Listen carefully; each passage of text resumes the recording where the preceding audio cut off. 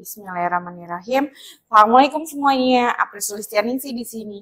Di video kali ini kita masih ngebahas terkait dengan daftar masalah Kemenkes nomor 320 tahun 2020, yaitu masalah bayi baru lahir tentang gumoh ya. Di bahasan kali ini kita akan membahas mana sih gumoh yang normal, mana yang berbahaya, serta cara menanganinya agar tidak menjadi masalah. Gumoh sendiri merupakan suatu kejadian ya Moms yang sering dialami oleh sebagian besar bayi baru lahir, di mana keluarnya kembali cairan makanan yang sudah masuk lambung lalu keluar kembali setelah makan Moms gitu. Nah, kejadian dari gumoh ini terjadi pada sebagian besar bayi ya. Ini terjadi pada 3 bulan pertama ya Moms. Nah, ini lebih sering disebut dengan gejala gastroesophageal reflux atau juga bisa disebut dengan infant reflux atau infant acid reflux. Namun biasanya kita sebut dengan gumoh.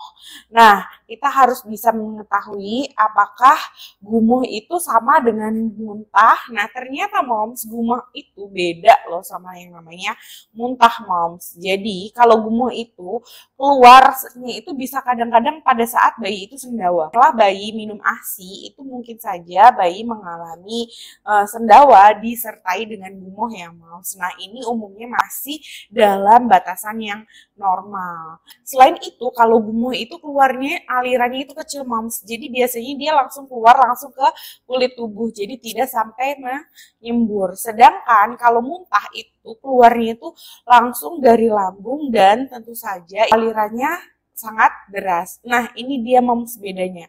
Kalau pada gumoh itu langsung keluar seperti ini ya. Jadi langsung nempel kayak cuma bahasanya seperti meludah gitu saja ya. Sedangkan kalau muntah itu dia bisa sampai ke tahap yang menyembur. Nah, ini yang membedakan bahayanya ya Moms. Nanti kalau untuk muntah kita bahas lagi di pertemuan selanjutnya. Penyebab dari gumoh ini biasanya karena otot yang ada di lambung itu masih belum terlalu sempurna atau kita sebut dengan lagi tahap proses berkembang. Adanya kondisi yang terlalu berlebihan dari makanan si bayi ataupun posisi yang tidak tepat bisa menyebabkan lambung terjadi reflux. Nah, itu yang menyebabkan bayi menjadi gumoh ya, Moms. Nah, pertanyaan adalah gumoh itu berpengaruh nggak sih terhadap pertumbuhan dan perkembangan bayi? Gumoh itu dalam batasan yang disebut dengan normal. Namun demikian, Moms, kita tetap harus melakukan pemantauan tumbuh kembang bayi selama anak itu masih pada tahap 3 bulan pertama dan sering mengalami gumoh. Selanjutnya, apakah gumoh itu sendiri bisa sembuh? Ya, sebenarnya gumoh sendiri itu bisa sembuh setelah sphincter yang ada di dalam lambung itu menjadi lebih matang. Otomatis otot lambung akan menjaganya menjadi lebih kencang dan tidak mudah keluar. Nah, gumoh itu akan terjadi atau stop setelah bayi umurnya sekitar 12 bulan ya Moms. Nah, nanti setelah 12 bulan itu akan sembuh dengan sendirinya. Selanjutnya, kapan sih gumoh itu bisa menjadi suatu masalah atau bisa menyebabkan masalah?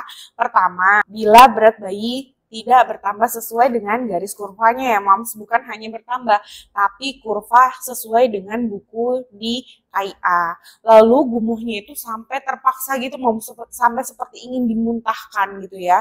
Lalu pada saat gumoh juga ada keluar cairan-cairan yang tidak semestinya. Contohnya bukan keluar cairan ASI Moms, tapi justru warnanya kuning, hijau, bahkan ada darah.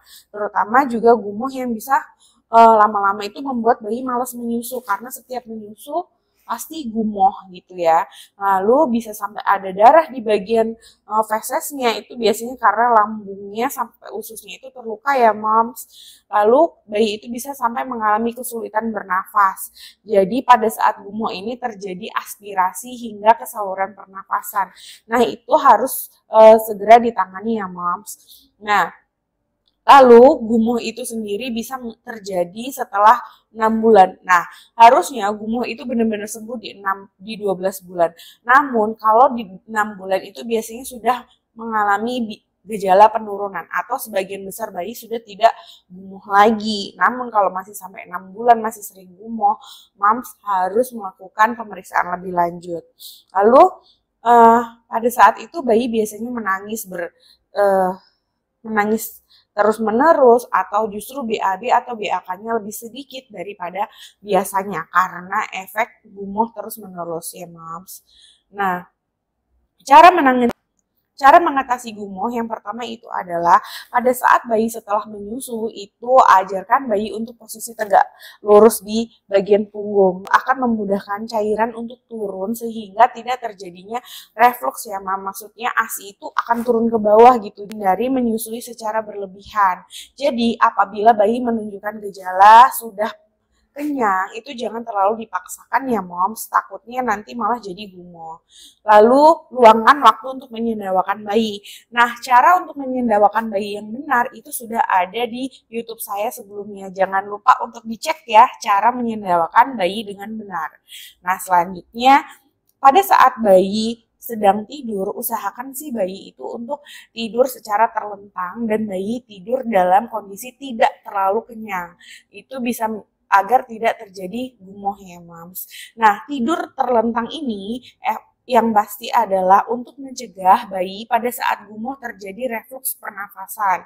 Nah, ini juga bisa mencegah terjadinya kematian mendadak pada bayi moms. Nah, apabila gumoh ini masih terus berlanjut moms, setelah kita cegah dan kita atasi, moms wajib banget untuk ajak bayi ke tenaga kesehatan atau melakukan evaluasi kunjungan ulang untuk memastikan gumohnya ada masalah atau bukan.